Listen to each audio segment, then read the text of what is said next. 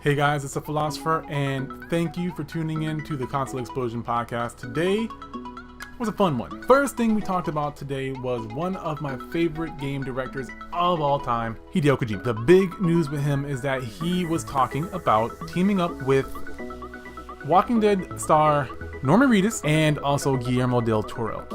So, not even Konami can stop this guy from making the work that he wants to make. So very excited about that. We talk about some of the announcements and things that happened with that. The second topic was the DeadPool movie. We shared all our thoughts about the new DeadPool movie that dropped not too long ago. We were all very excited to go see it, so we had to talk about it. We talked about it live last week on Wednesday and was very pumped about it. We definitely did enjoy the movie. We talked about all the things that we liked, a few things that we didn't like, and the future of the DeadPool series. So stay tuned for that and so much more. We also do giveaways for people who like, share, and comment down below. So if you guys like the Deadpool movie, or you're excited about Hideo Kojima, or you just want to just share your thoughts, or you want to rant, comments down below. As always, I'm the Philosopher. I'm always joined by my new co-host, Nick, aka The Weiler, so thank you for him for joining, and our usual guests as well. So enjoy the show, and thank you guys so much for watching.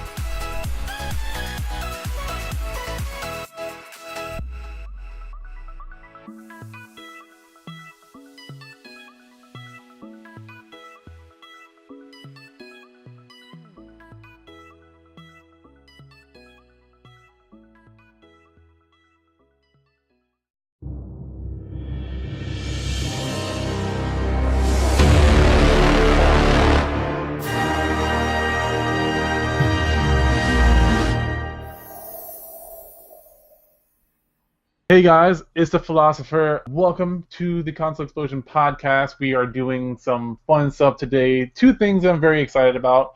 One video game related, one comic book related. But before we get into that, I have my co-host with me, my partner in crime. We have The Weiler. Hello, this is Nick, aka The Weiler from DOG, Deadly Operative Grunts. And then we have Tyler. I know he's a bit busy right now, so we might hear from him, but he's really excited about talking on Deadpool. And then we may have one more person join in as well. We may have Flip hop in and talk some smack about Deadpool as well. I don't know where he stands on the movie, but really excited about that. But before we dig into it, I do want to mention that we are going to try to just get, if we can get about 15 viewers in the chat, we will do a Steam key giveaway. So be sure for anyone who's in here to share with your people, share with your friends, tag your people in it, so we can get that in there and give you guys a free game. It'll be a randomly picked game, so I don't know what it is just yet. First topic for tonight, I recently found out about this. But it's Norman Reedus news, which, if you don't know somehow, from Walking Dead fame, Daryl. And then Nick was actually the one that told me about this, so thank you, Nick. And it's going to be, it's nothing confirmed yet, but I'm super excited, and I'm super sure that something will come out of this. But Norman Reedus recently met up with Hideo Kojima, who is, if you don't know, he's the creative director of one of my favorite games, Metal Gear Solid, and also Zone of Enders. But they were originally supposed to do a game called Silent Hills. They were supposed to, kind of revamp the Silent Hill franchise, also with Guillermo del Toro. And that got canceled. That was very sad. They had a playable teaser. They pretty much cock-teased everybody because Konami is a giant bag of dicks. So they met up recently, and they were talking about working again together. And there is some summit thing. I don't know what it was called, but Kojima is supposed to be meeting up with Guillermo del Toro and also other people as well. And there's a picture of Norman Reedus and Hideo Kojima, so I'm pretty sure they're going to be working on something. Sony is working with Hideo Kojima now. I guess I wouldn't say he owns him, but they're funding Kojima right now, whatever his studio is going to be called. So, It's called Kojima. Is this called Kojima? Okay. So that's huge to me. I'm not as big as a Walking Dead as big of a Walking Dead fan as most people are, but the little bit that I have seen is awesome. My girlfriend loves it, and I know so many people who love it. And I love Kojima. And I want to see him making a non-Metal Gear game. So yeah, with that said, Nick, I've blabbed on enough. What do you think about this so far? Like, what do you think's going to happen? What kind of game do you think it's going to be? Do you think it's just them meeting up and they're friends and he loves The Walking Dead, or like, what do you think? Well, first off, at least according to IGN, it is official that they're partnering up. But like you said, after the whole Konami BS, which back on that, it is called Kojima Productions, and it Okay. has this cool logo where it's like a skull inside of a like Spartan helmet or something. Yeah, it actually kind of looks like if you've played Metal Gear, either Mhm. Peace Walker or Yeah. the newest Metal Gear, it looks like his old logo from the Sans Militaris Frontiers or something like that. So, but yeah, go on. Yeah, so we know they're partnering up, but unfortunately, that's all we know right now. But given the BS storm that we got from Konami and just all the what we can assume is bad blood, because until like years from now when some kind of embargo lifts, I don't think we'll ever get to really know the full story until like Kojima actually comes out and says, here's the book, you can read it.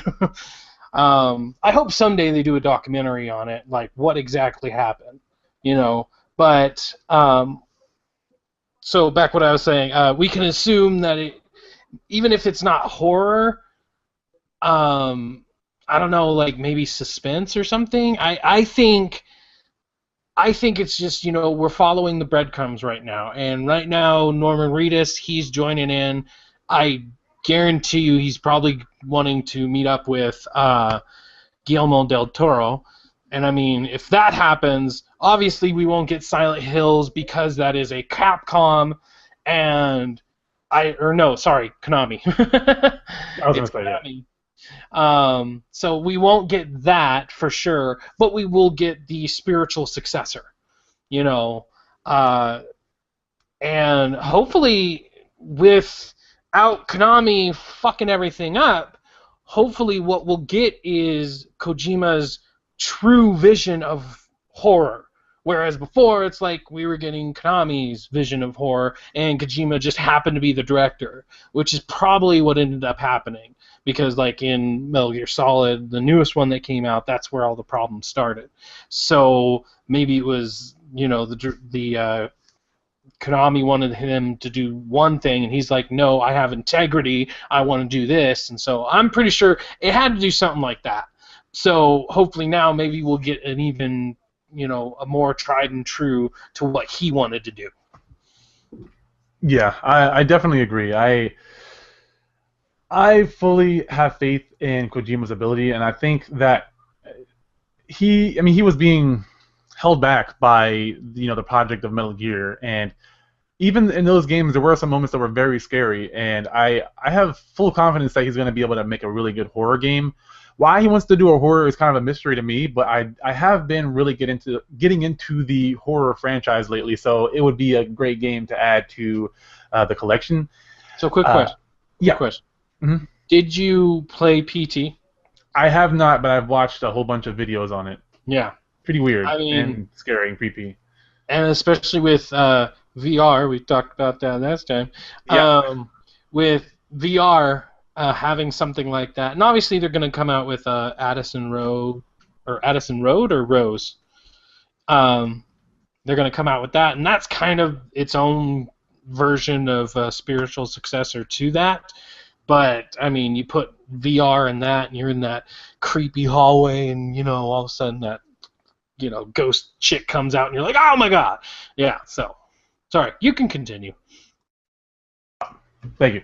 But yeah, I'm curious to know why um, why Norman Reedus, like what his interest is in him. I know this isn't his first time grabbing actors. He's grabbed a lot of actors over the years for voice acting and motion capture. But I'm curious to know what kind of chemistry they have, because apparently they're friends. They met up. They're not just talking over the phone or online. They're actually they have pictures together and tweets and whatnot, and they've reunited. So I'm wondering, if this is just some sort of friendship, and or if he respects him as an actor. I mean, he's played in some great movies. Before he was in The Walking Dead, he was in why can't I think of this movie where he's like Irish? I can't think of it for some reason. I'm drawing a blank. Saints. Why can't I Saint, think of this one? Huh? Saint Boondocks. Boondock Saints. Boondock Saints. Boondock Saints. Yes, and that was a great movie. And then they made part two, which was I think pretty good too. Um, and yeah, it's it's really interesting to see him have this. Thank you, Chris. To have this chemistry with this actor, and the little bit that they did have of Silent Hills, like the cutscenes, like he looked. It wasn't just his voice; it was his likeness. He looked just like him. The game was very creepy. Right. They had a separate, like, kind of trailer teaser thing with Norman Reedus, and then they had the gameplay, which was all in first person. So I I wonder what kind of experience it's going to be, because if the actual game is going to be first person, but they have this big name actor, is it going to be very story driven? Because I mean, his background, Kojima's background has always been very story driven, so he has these like great epic cutscenes that rival the actual gameplay. Some people will say there's more cutscene than gameplay, you have that. But that's really interesting. I'm curious to see what the hell he's going to do with this new horror game, and if it's going to be a franchise, if it's going to be a one-hit thing, and he's going to move on to the next game, or if him and Norman Reedus want to have some sort of partnership and make multiple games together. But I want to read this quick little thing from GameSpot.com. It was just about him and Del Toro. Who was it that said this? But this is the quote. It says, "It wasn't just Del Toro and Reedus that Kojima apparently wanted to collaborate with. The new Silent Hill game, a title he said would be so scary it would make you shit your pants." Gears of War creator Cliff Bleszinski recently said that Kojima asked him to work on the new Silent Hill, but he ultimately declined. So he looks like he's kind of pulling in talent from all around. Guillermo del Toro is very well known for making very creepy monsters, so I'm sure that him and Kojima and del Toro were going to work together to make like just a super creepy environment. Yeah, I could see like the Pan's Labyrinth kind of monsters and the Hellboy. another one like there's another one he did like Tooth Fairies. I'm so bad with the names. Crap. I don't Tooth Fairies. know. We'll have to Google but this. like the Pan's Labyrinth, like that type of horror monster would fit right in with the Silent Hills, so it's like we could still get Guillermo del Toro's like just wondrous monsters, but putting it in something like Silent Hills, which once again we're not going to get that, but something like that. I mean, it fits right in, and I mean, like when you see a monster, it's Guillermo del Toro's monster, and he has this style, and I really like it. Yeah, and you know what? To be honest, I'm glad that it's not Silent Hills, because you have limitations when you have a title that already exists. So they had to fit their idea around something that already existed. They had some sort of limitations. It probably still had to be in Silent Hills, so the location was going to be restricted. They had all these restrictions, but now that's all taken away. You have Del Toro, you have Kojima, you have Reedus, you have all these people who are very talented, but they don't have any constrictions anymore. They can make whatever the hell they want. To an extent, I know they are funded by Sony, but Sony's been pretty smart with creative freedom. So I think they're going to sit back and let here's some money. I'm just going to throw money at you. Make a great game. I have faith in you. Go do it now. And it's going to be. I think this will be better than whatever Silent Hills was going to be honest with you. He makes his own engines, so I'm sure he's going to build it from the ground up. I'm curious to know who he's going to get for. Because I'm assuming Cliff Bleszinski is really good at gameplay. Usually his games are very tight. You had the Unreal games, you had the Gears of War. He's making the new, I think it's Paragon. The Unreal Engine is very well made, so I'm curious to know if he's going to use the the Unreal Engine or some sort of engine for his new game. But What thinks you, sir? What thinks you? Sorry, I was yelling at Prepare Idaho. Oh yeah. um, There's gonna be spoilers. There will be spoilers, just like there will be blood. it will be blood. I'm sorry. What was the last thing you said? Basically creative freedom Oh, and yes, yes. Sorry. Um, well, on the Cliff, Blazinski.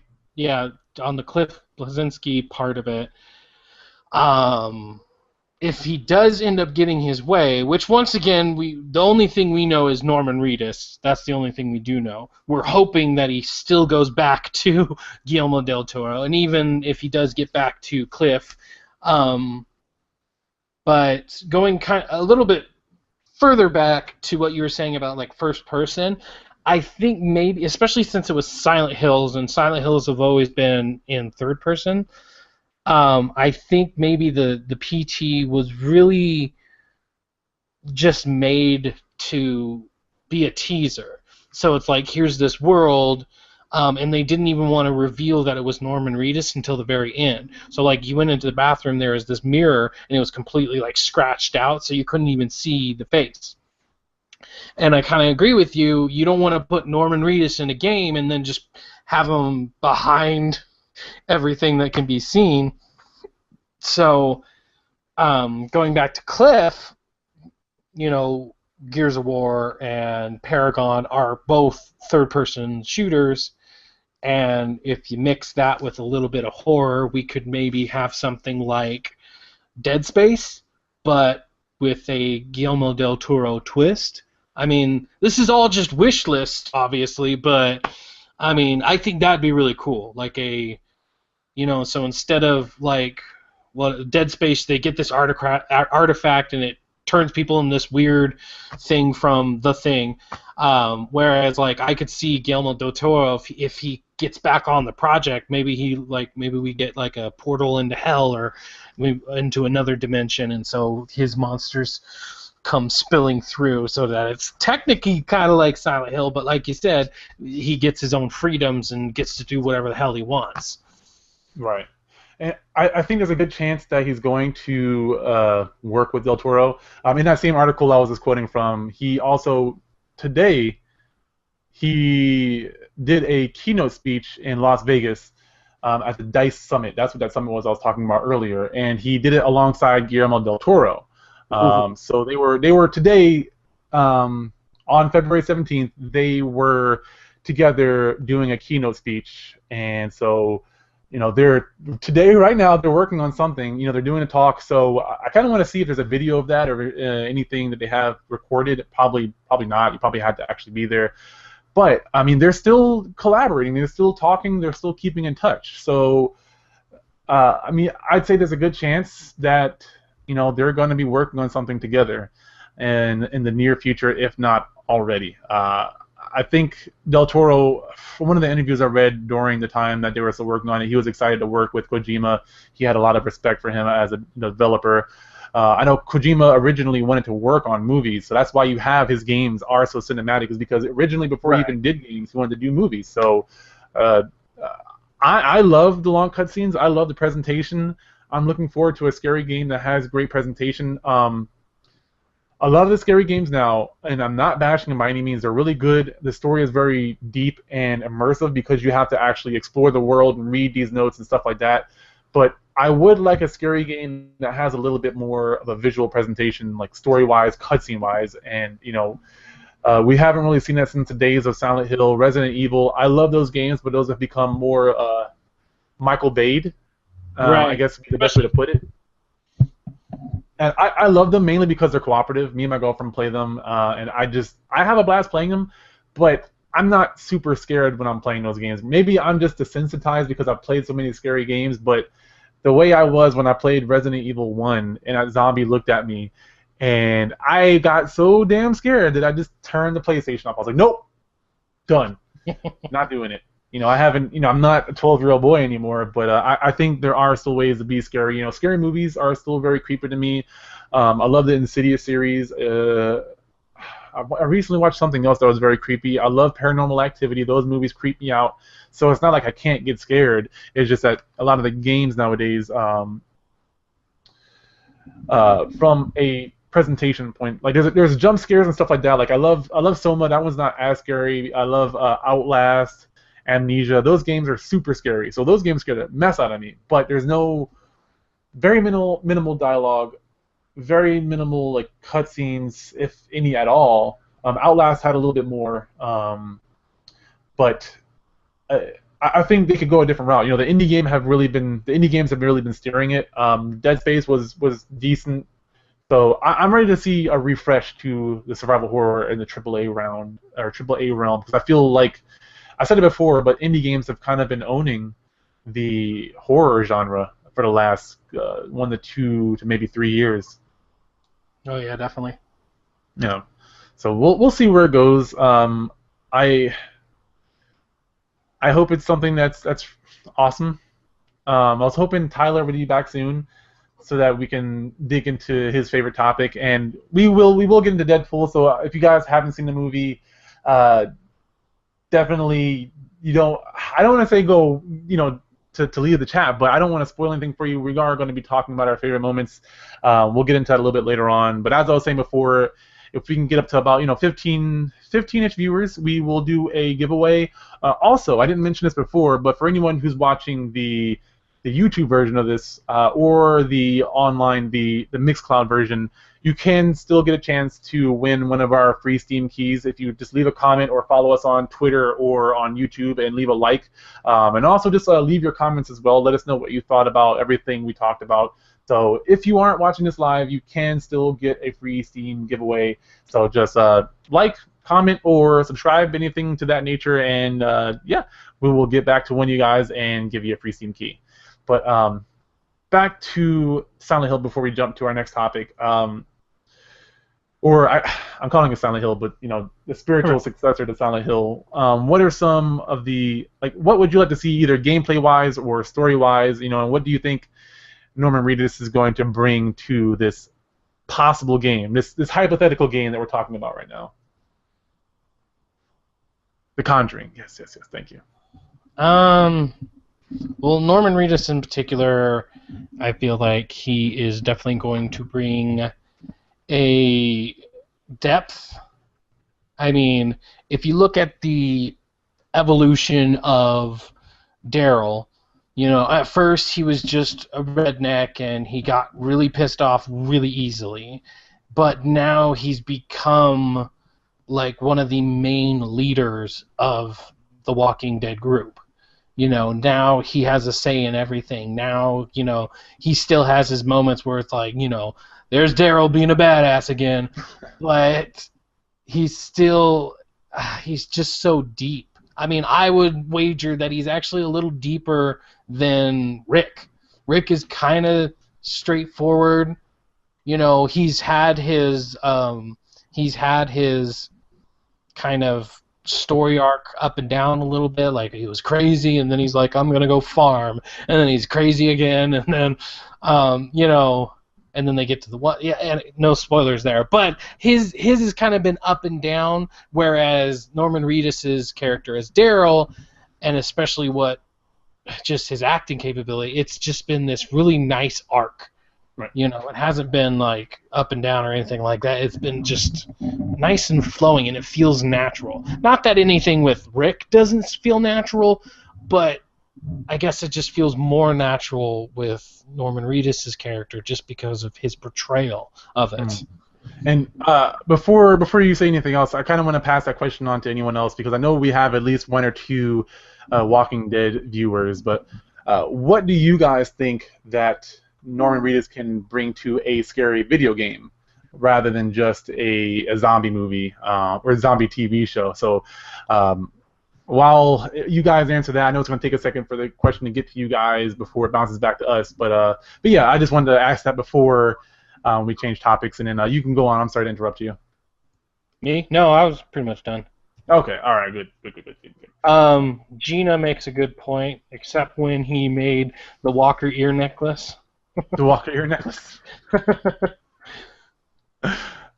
See, I've only watched bits and pieces. I actually watched some episodes with her not too long ago, and well, do you like zombies? I do. I just have a hard time sitting down and watching TV shows. And then also before, and then apparently this is a common thing, but I stopped watching at season 2 because I just got kind of like burnt out on Oh, Walking Dead. season 2 is terrible. Oh my god, season 2 was so hard to get through. Oh my god, like, and I think part of what happened is watching it week to week. When I watched season 2 as a whole, when I like binge watched it, it was an okay season. But having to wait week after week, we got like one really good one and one really kind of so-so one, and then one really good one, and then another.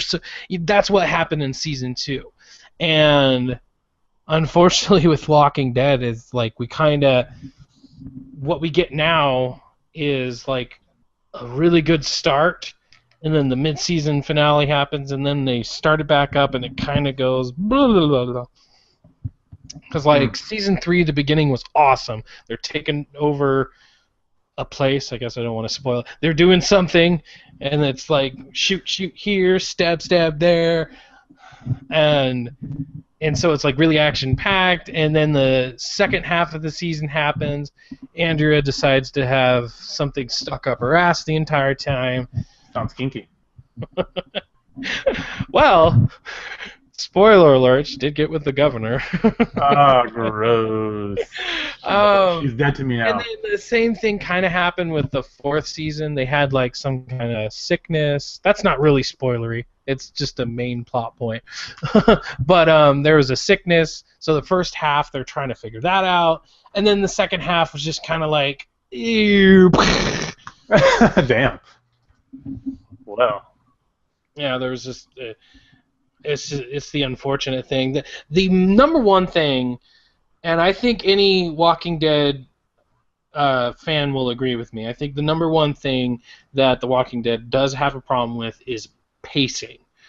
You know, because like I said, there'll be like this episode that is just so epic, and it's from start to finish. You're just like, no, don't go to commercial, don't go to commercial.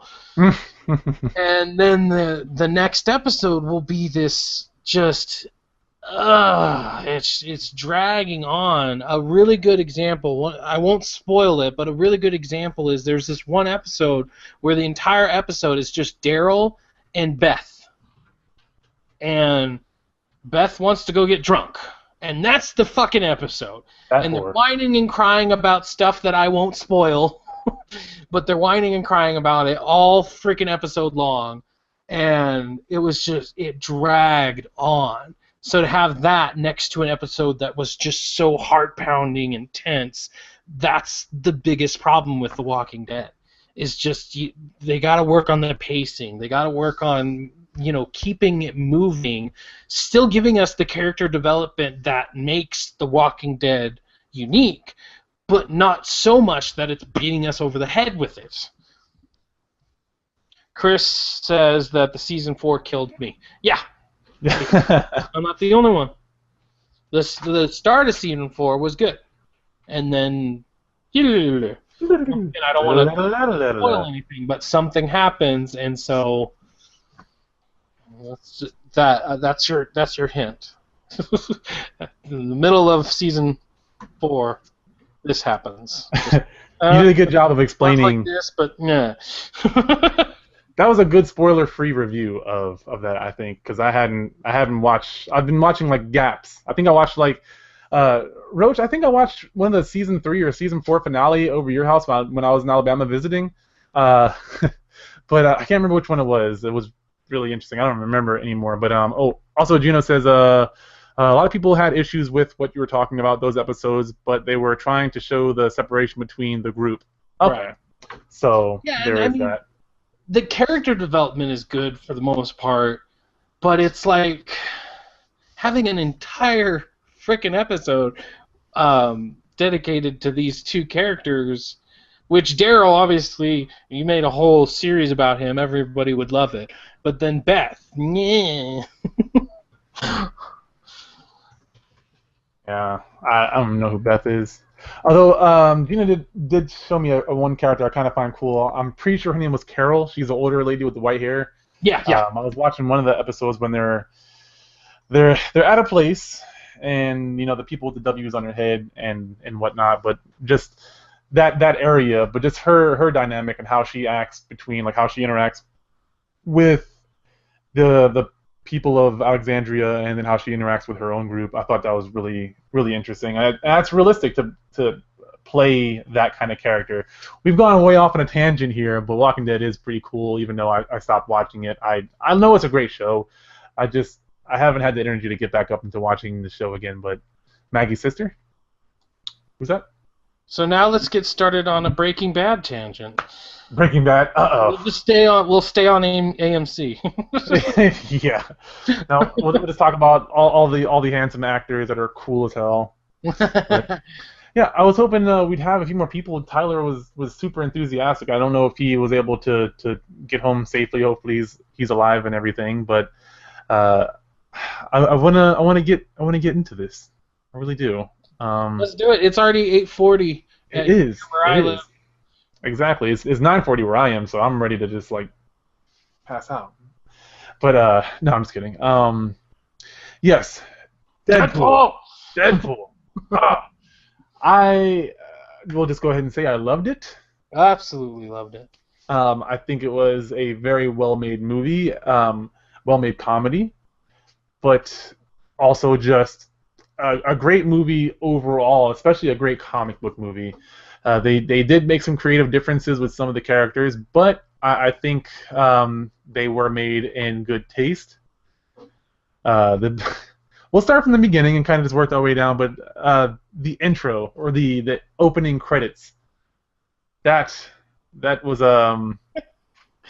That was like the best opening credits I've ever seen. Like, and it summed up Deadpool so good. It's like this is what you're in store for, and the type of humor, you know. And oh my god, that just from the very beginning. Like, first off, any movie being able to get you to laugh that hard within the first couple of seconds has already like brought you in, and it's like you're mine now.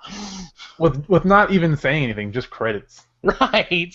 I mean, who the fuck laughs at credits? But here we are laughing our ass off because it's like brooding teenager and blah blah cameo, and it's like, oh my god, character, sexy woman, and oh my god, yeah, just absolutely perfect. All they needed was like token black eye, and it would have been perfect. Right. Although, did they even have one? Luke Cage wasn't there. No, he wasn't. I don't know. Those racist bastards. I hate the movie now. Those racist bastards. Not token black eye. No black. They had a Russian guy, so it's okay. Yeah, I know. Austrian. It's the Colossus. The Colossus. He's one of my favorite X-Men, so I was really happy that he was in there, and they did a good job of doing him, I think. Yeah, which kind of makes you wonder. Well, there's a white dude that does it in like X2 and The Last Stand, or The Last One to Ever Be Mentioned. Yeah. We'll not mention that one anymore. But anyways, but yeah, they had a white dude doing that one. I don't even think he had an accent. He wasn't memorable enough. But here we go. We got the like OG Colossus. Yeah. Yeah, Gina brought up a good point. The black lady was black, by the way. They had a blind black lady, so they did have the token black person. I don't know how I forgot about her, because she was funny as hell, too. Her whole yeah, the old lady! Oh, God, now I feel bad and racist. No, you should feel good, because you're not racist. That just proved that neither of us are racist. Yes, just an old lady, that's all. We don't see color. People tell me I'm white, and I believe him, because I like Phil Collins. Phil Collins. Who doesn't like Phil Collins? Oh, anyways, God, yeah, and I think they see now. I'm gonna go back to pacing, like I was talking about with Walking Dead, but in this, 100%, they nailed it. They nailed the pacing of this movie. I thought it was a really good idea to start with kind of what we've seen in the previews. So I'm not gonna spoil anything for you. He drops into the car, beats the shit out of people. And like starting it there was actually a really good like story to start off with, because if we would have done all the he goes and helps out that one person and then he meets the one girl and then all that, if we would have started with that, we wouldn't have gotten to the action until like halfway through the movie. So them deciding to do it this way was just awesome. Plus it kind of helped Deadpool like break the fourth wall, and he's the narrator, but he's also shish kebabbing somebody. Yeah, making those chimichangas. Yeah, no, you're absolutely right though. I think you're doing a bit of echo there. I'm loving. I love the fact that they went back and forth with the action, the present time, and then they went back. They did an origin story in a sense, but they also had they had parallel stories going on throughout the movie, and I think that was the best way to do it because you have the action, but then you have like the motivation behind the action. It was almost like I kind of don't want to use this example, but I kind of do. But if you ever seen Arrow, it was kind of the same thing where they have the main present storyline, but then they go back and kind of have like a reflection mode where it kind of reflects what's going on in the present day sort of thing, but just gives backstory to the character and his motivations and why he is the way he is and his craziness and quirks and stuff.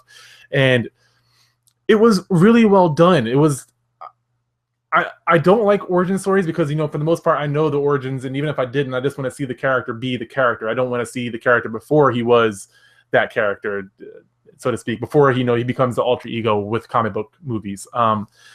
And this was the best one, hands down, for me, because it wasn't just origin all the way up to present, and then next movie is going to be, not an origin. It was two stories going on. You had your action, you had, your romance, but even that was funny all the time. It was very good storyline, just funny throughout the whole entire thing. And Ryan Reynolds just did a fantastic job as Deadpool and Wade Wilson. I mean, they're pretty much the same person, but you could definitely see the differences between when he was Wade Wilson and then he became Deadpool, and just everything about it. I'm trying to actually not just gush. I'm trying to have good points here, but it's just so hard because I enjoyed it and I'm trying to find the words to express that. But absolutely, yeah.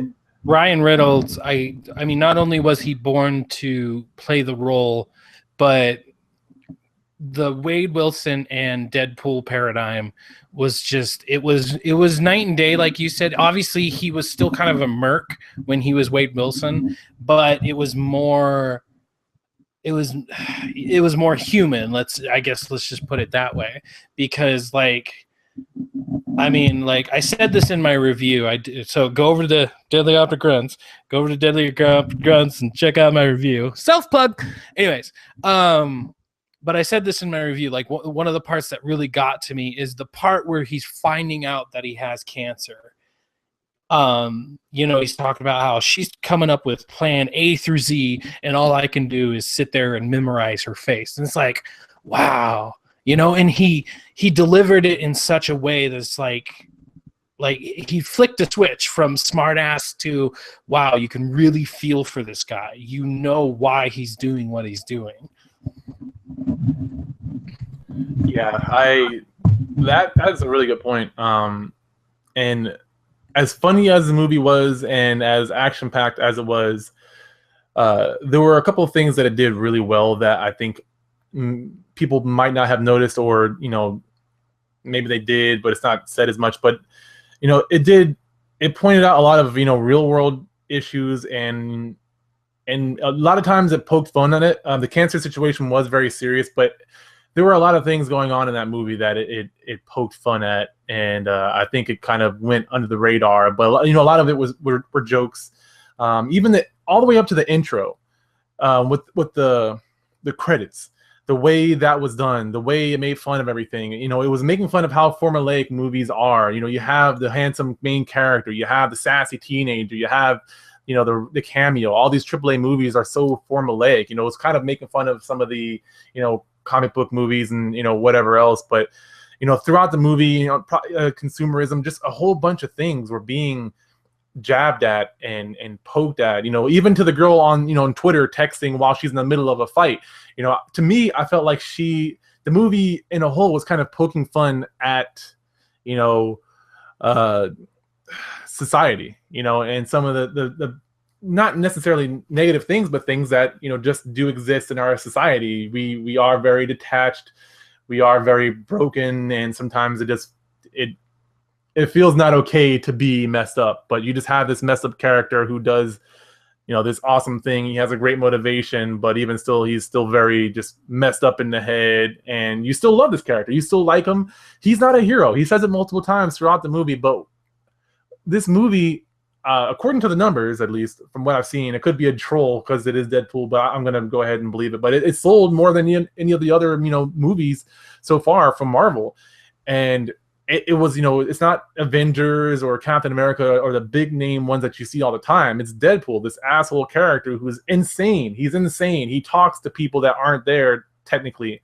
He's talking to the real world, but somehow he has grown in fame over the years, and it's really shown. I think it's a really good reflection of our society to love this broken character so much. Thank you for saying that message. I'll go Bugado. He says Deadpool and bye. So thank you for that. I appreciate it. Birdman. Bird. Yeah. Well, God, what else is there to say? I mean. Yeah, poking fun at society, poking fun at being so self-aware. One of my favorite lines, prepare Idaho if you want to cover your ears for about 10 seconds. One of my favorite lines in the entire movie was when he's like, why do I always see two of you here? It's like the studio couldn't afford anymore. Yeah, the X-Men joke. Yeah. And just being so self-aware that, hey, I'm in a movie, I'm the narrator, I'm awesome, and all that. And yeah, that was just the best part, because it's that's exactly what I was thinking at that point. And there's so many times during the entire movie that I thought something, and then Ryan Reynolds said it on screen. I'm like, no way. Yeah. She answers the door, with her shaved head and what she had on. He's like, oh, Ripley from Alien 3. And I'm like, that's what I was thinking. And then he's like, you're old. You're old. And I was like, oh. But I mean, it worked. It worked. Not only did it work for Deadpool, but it just worked in general. And I think that's what Marvel didn't expect. That's what Fox didn't expect. So it's they only had, don't quote me on it, they only had $50 million to make this movie. And they already made 2 or 3 times that because of the opening. So they didn't have as much money as, like you said, Captain America, Thor, or even the last X-Men, or the new one coming out for that matter. Mm-hmm. But yet, just with the charisma of the character, just with the overall just with the overall script itself, just even if you read this, it would have been hilarious, and so it's just so perfect. I mean, I am hard. I would like to sit here and be like, these are all the things that are wrong with it, but it's just so hard. Yeah. I can't really think. And I mean, maybe my beer goggles will wear off in a week or two. But even when I watched Star Wars, the new Star Wars, absolutely loved it. I absolutely love all the Star Wars. Well, most of them. But as soon as I got off, and as soon as we were on our way home, it's I was like, actually, this was similar to this, and I didn't really like this, and I was able to pick it apart. But Deadpool, I'm on my way home, and all I can do is go, oh, my God. Shoot. Whoa. Shoot. Right. I mean, there's not that much to pick apart about it. And I mean, and I think it's just because it did what it did so well. There's another review out there. I can't remember who said it, but they were kind of saying how the villains were a little weak. But this was through and through a revenge story. So it's like I didn't feel like we needed like a main villain like Apocalypse or Magneto. We didn't need a main villain because this was Deadpool getting his revenge. This was Deadpool getting his woman back. And it did it so well that it's like I didn't need a big main villain. All we got was Ajax and Angel Dust. And they're really not that well known in the Marvel universe. But like I didn't feel like we needed anything because what we got, they did it and they did it just to the 100%. It's like you believed his motivations. You didn't think that, oh, okay, maybe he's overreacting or anything like that. It's like you were behind him. It's like you were cheering him on. It's like, yeah, stick the katana through him and yeah, cut off this and cut off that. You were cheering him on because it's like you understood, like even when he's getting mad and he's like cursing and all that and he's just getting so pissed off, it's like you can still feel where he's coming from. And because of how well the story was told, it's like you could see where he's coming from. You can see all of his motivations and just how perfectly they lined up. So yeah, I didn't need a big supervillain. I didn't need Doctor Doom. I didn't need anything like that because it was a revenge story and it was kind of a love story. And they snuck it in without it being like some stupid love triangle from Twilight or some some love story that was just shoehorned in at the last second because screen, testers didn't like what they saw. It was very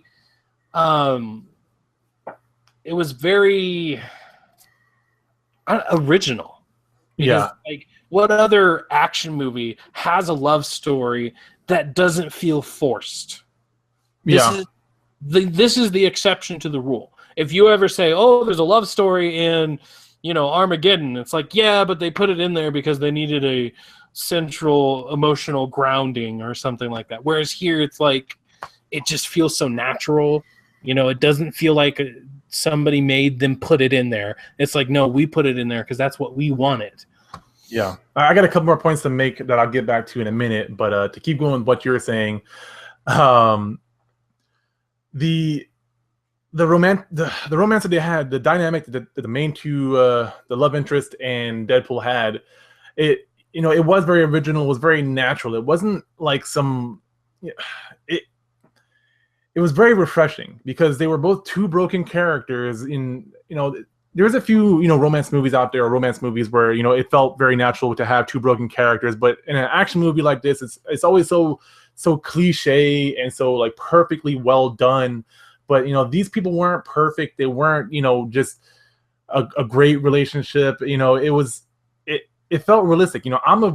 I'm a crazy person. I'm a silly person. I have a very unique relationship, and we laugh all the time. We don't take things so serious, and it's not something that you're going to see on Twilight or any rom-com or a superhero movie. It's something that's it's natural. It's two people that are unique, and it's not like something that's so formulaic that you see in all these movies where they have the regular love scene, and you have like this love and then the conflict and then the I love you return thing. It was just something more, I guess you said it already, natural. And it was this, I love how they did it. It wasn't forced down your throat. It wasn't throughout the whole entire movie. It wasn't, a bunch of craziness. And, even when he didn't go to talk to her, you understood his motivations. And it was kind of funny, the whole entire thing. And then when he finally gets her back, I guess, gets to her, like, their interaction was hilarious throughout that whole entire part towards when they caught up. So it was very good. But I want to go back to I wanted to try to at least be somewhat unbiased. So I looked up one of the characters, which was Negasonic Warhead, and I wanted to know more about her. And apparently her original ability, she came out in 2001.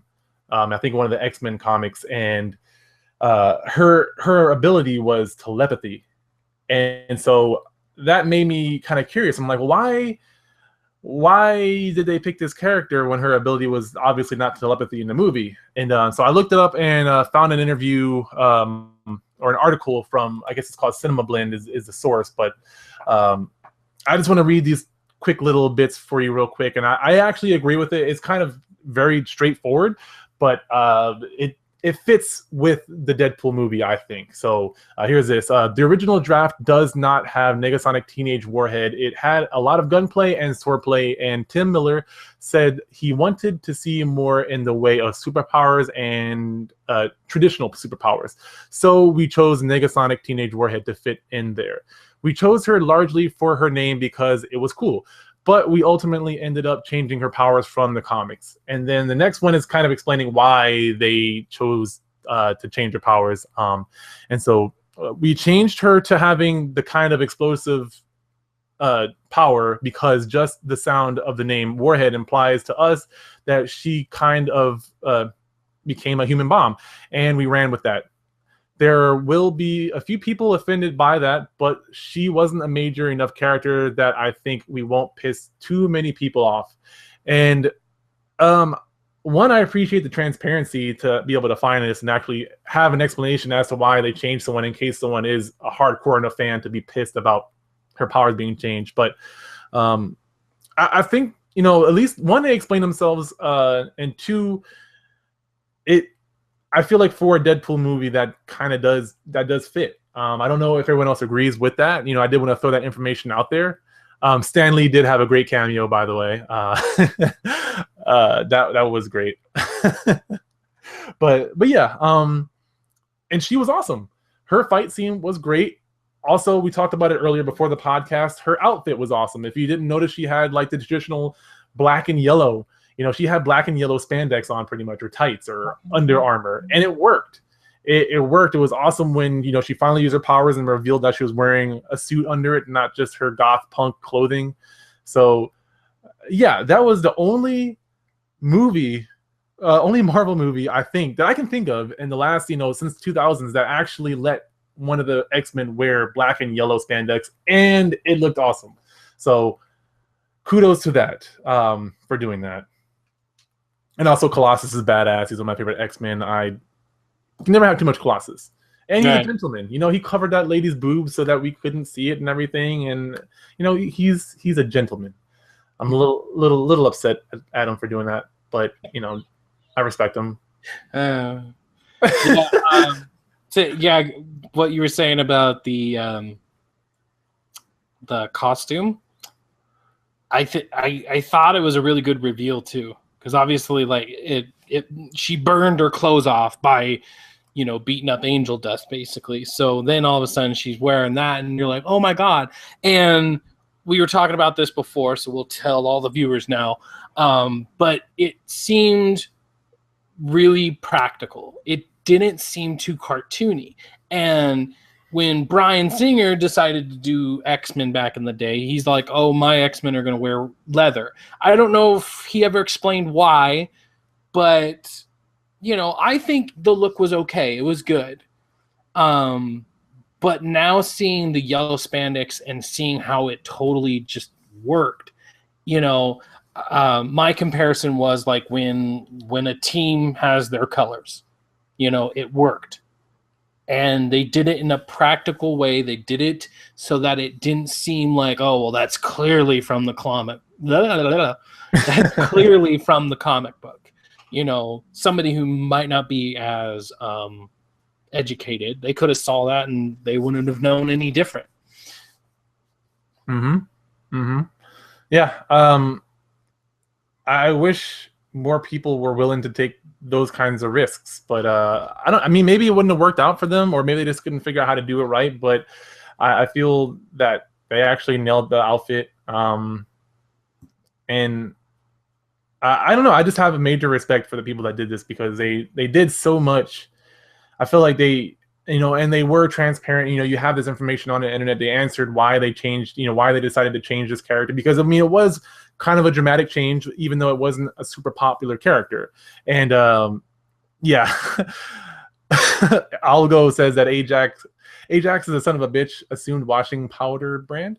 I'm guessing he meant like the washing the soap Ajax, which I saw a funny post online about that. Someone took a bottle of Ajax and took duct tape over it, and then wrote Francis, and then put "What's my name" as a caption, and I thought that was pretty funny. And that was like a day after the movie came out, so that made me laugh pretty good. I had to stare at it for a little while. I was like, I saw it before I saw Deadpool, and I'm like, the hell kind of what is this? And then I went to Deadpool, and then just happened to see the post again because someone had like tagged me or whatever, and I was like, oh, that's so funny. Oh my god. So I think the same thing happened to me because I saw it and I'm like, okay, whatever. So I'm pretty sure the same thing happened to me. Yeah. And also, that was my other point though, was Ajax. He wasn't a bad villain, I don't know if you'd even call him a villain. Antagonist might be a better word, because he wasn't like a super villain or anything, but the interaction between Francis and Wade Wilson and Ajax and Deadpool or whatever, it was just really good. I mean, he obviously could have killed him at the very beginning of the movie, but events transpired and he didn't. So I mean, it wasn't a matter of like if he could, it was a matter of when he would. Oh my god, that hand. That's what happened. Colossus showed up and that hand. Oh my god. That was probably one of the parts that made me laugh the most. And see what I was saying before, how I thought something and Ryan Reynolds said it. He's sitting there like this and he was like, I'm like a freaking dinosaur. And I'm like, that's what I was thinking. Actually, what exactly I was thinking was from the Robinsons, where it's like, I got a big head and little arms. Meet the Robinsons. I love that movie. Great movie. There were so many funny parts, and that the blind black lady actually was really funny. And I can't think of his name right now, but the dude with the glasses that like totally tore into him, saying that he looked like an avocado, had sex with an older avocado. That guy, the T.J. Miller guy, Weasel, is his name in there. Mm-hmm. Yeah, their interaction together was really awesome. He himself is kind of funny. He has a weird not sense of humor, but like his acting style was really weird, but it kind of worked in this movie, and it was super hilarious. I'm wondering if he's going to be in Deadpool 2, but that's actually a good question. I'm assuming there's going to be a Deadpool 2. Oh, there's a Deadpool 2. I mean, they were definitely, I think, talking about it already. And then now that this is made like twice as much as it took to make, we're getting a second one for sure. I mean, spoiler alert, Cable's going to be in it. Yeah. For those of you who have not seen this movie and are somehow still in the podcast, stay after the credits, because there is after the credits dialogue going on. But yeah, that is awesome that Cable's going to be in it. I'm guessing he wasn't casted yet. Hopefully that wasn't a troll and Cable will be in it. I wonder if it's going to be the X-Force. I don't know if Cable was in the X-Force or not. Yeah, he was, wasn't he? Yeah, I think he was. Yeah, so I wonder if there's going to be any time traveling or anything like that. If he's going to join, with Psylocke and Cable. I don't know if what was the other Bishop maybe. I think it was Bishop. Yes, Bishop's the one with the big Domino. Yeah, and then possibly Domino as well. So that'd be really interesting to see the X-Force in the next one. I don't know. That'd be a little bit more serious of a movie, so I don't know if they'd go that route, or if they would just do an X-Force movie. That's possible. I can't wait. I want to hear more already. Ryan Reynolds, fantastic. I'm not sure where, but I'm pretty sure I read that they're already working on Deadpool 2. Oh, I hope that's true, Chris. I hope that is true. And see, that's kind of what I was saying. I think what, while things were wrapping up, they were already at least starting the script. At the very least, that's probably what they were doing. Whether or not they've gone into production and actually started making like Cable's, costume or picking somebody for Cable. But I think as soon as they realized, okay, this is going to catch fire, they definitely started on the next script. Mm-hmm. I mean, yeah. They'd have to be stupid not to. I mean, and we could probably start wrapping up now, because I mean, the only thing left to say is just that it just stayed so true to what Deadpool was, what his character was, his universe was, you know, and it is now officially my favorite comic book movie of all time. I mean, I can't think of any other comic book movie right now that comes even close. I mean, not just from like a fanboy, but from a moviegoer. You know, watching that as a movie goer, I mean, even if I had no idea who Deadpool was, I still would have had a blast at that movie. Yeah, and Mike says that I'm sure Ryan Reynolds is must be so glad that at least one good movie now, that he has at least one good movie now between Wolverine and Green Lantern. And yeah, he talked about it in an interview because he said he was a big Deadpool fan. So I know he was disappointed, and we talked about this in a previous podcast, but I think it was you that mentioned that, you know, it was a director's decision or the screenplay's decision to sew his mouth shut. Producer's decision, yes, because they didn't want him to overshadow Hugh Jackman, and I think that was stupid. But yeah, and Tyler, really, Tyler, really. We are finally joined by Tyler, and we literally wrapping up. But at least, okay, but you know what? Share your thoughts, like as short as you can. Share your thoughts on what you thought of Deadpool, because I at least want you to share your thoughts. Maybe you hated it. Oh, I do. It was horrible. They got everything wrong. No, I'm joking. Oh. Dude, this movie totally blew my mind. I knew very little of Deadpool, to be honest, and for the past year, I've been seeing like death battles from School Attack, Deadpool versus Deathstroke. I'm seeing game reviews of Deadpool, and he looks like a silly character, to be honest. So when I heard about the movie, I didn't know what to make out of it, to be honest. I just know he was some random character who knew that he was fiction, and yet he would break the fourth wall. But boy, when I saw that movie, I know you guys already talked about the opening credits, and to be honest, I didn't know what was really going on in the opening credits until I figure this ain't right. Something wasn't right. But yeah, I didn't really notice it until they said overpaid actor or something like that. I knew something was up. Yeah, sassy teenager. Sassy teenager. Yeah. But oh my god, I think oh man, I wish I was here earlier. I don't know what you guys really talked about. I kind of we went over everything. Everything. Over everything. Not everything, but most of it, I think. Well, I do. Oh, did you guys? Okay, but I'm gonna say this. Have you told them about why it's rated R? I think that's already implied. Yeah, it was a hard R too. Oh yeah. It wasn't soft and limp. It was freaking hard. No, I'm going to say when I saw that petition his mother made saying she wants a PG-13 movie, a Deadpool. But what I saw from the movie, there's no way it could have been a PG-13 movie. All the stuff they would have had to cut out, it wouldn't be a movie, like at all. It wouldn't. No, they need to go sit down and go be somewhere. They keep thinking that comics are for kids, and that's not always the case. Comics are for men. And exactly. Comics are for men. Peace. Select you. What else? So yes, parents, please be a parent. Tell your child no, you can't see this movie, or take him see it, but don't be offended what you're about to see. Both good points. Yes. Yeah, but I can imagine some parent going in there and be like, "This is supposed to be a comic. I can't believe they put this out," and blah, blah, blah. And it's like, yeah, go fuck yourself. I feel bad for the people who thought it was a romantic Deadpool would say. You know what? I think the movie will be perfect if he actually says something about the beginning of the movie. Warning, this movie is rated R. If you have a child that's under the age of 17, please remove him from the studio. Oh, not studio, from the theater.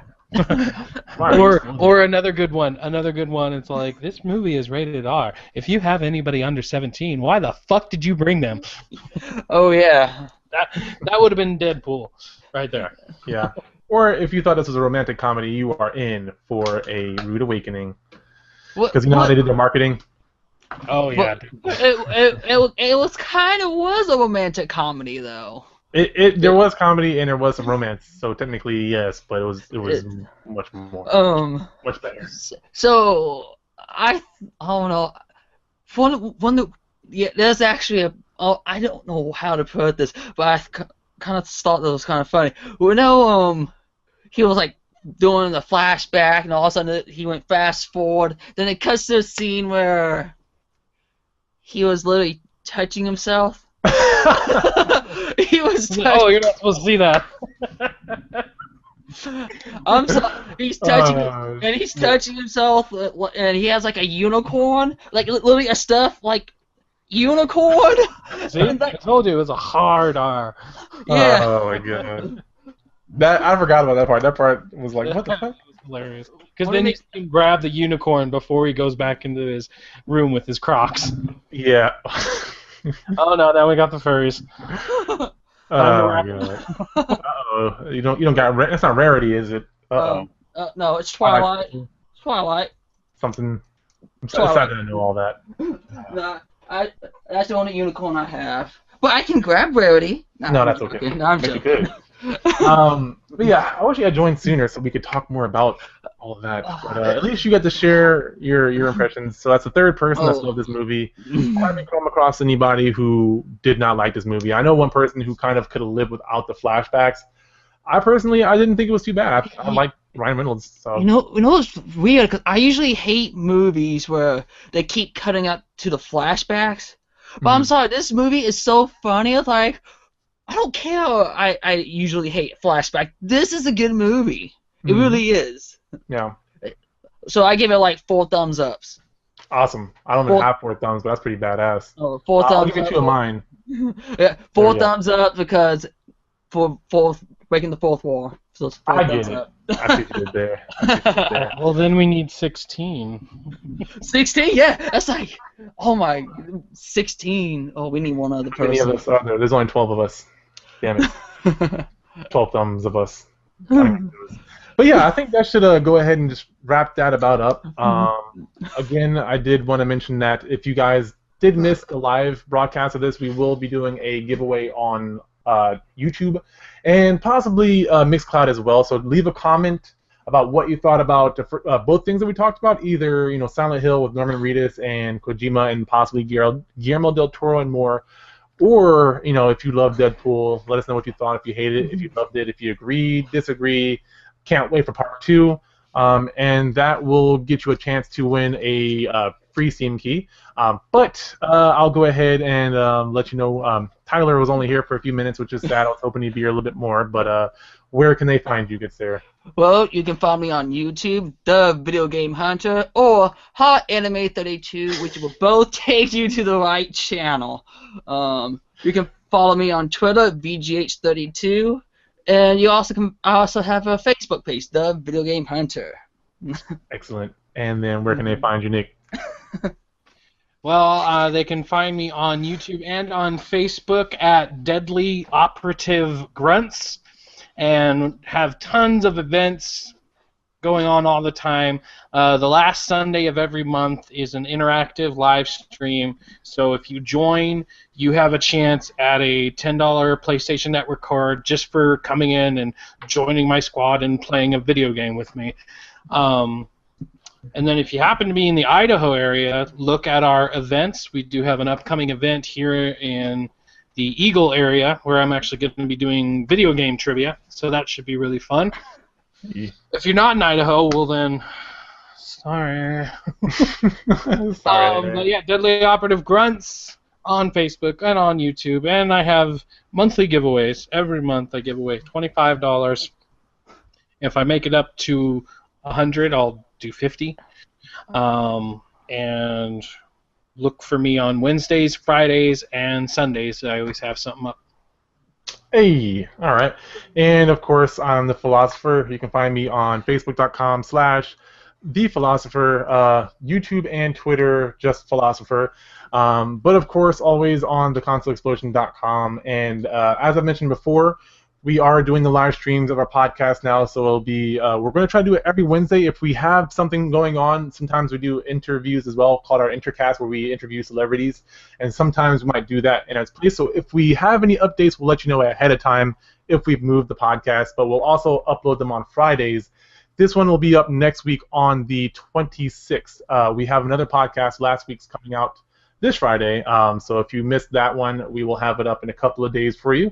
But as always, theconsoleexplosion.com, please subscribe, leave comments, let us know that you actually, have some opinions, share them with us. We want to keep on growing with you guys, so leave your opinions out there for us so we can go ahead and keep building on that. But as always, I appreciate you guys stopping by, listening to us live, or listening to us on YouTube or Mixcloud. And I will see you guys in the next one. Bye-bye.